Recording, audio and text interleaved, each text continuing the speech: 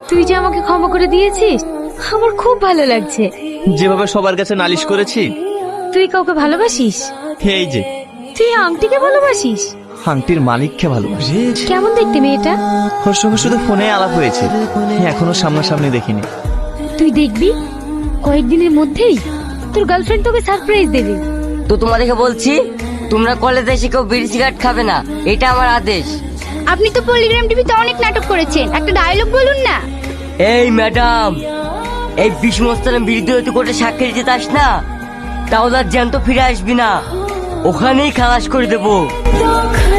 আজকে বিশুকে পেয়ে না আমাদের দারুণ আনন্দ হলো, তোর আনন্দ হয়নি? হয়েছে, কিন্তু কালকে আমার সব থেকে বেশি আনন্দের দিন। আজ টনির সঙ্গে আমার অনেকক্ষণ কথা হয়েছে, ও আমাকে অনেক ভালোবাসে।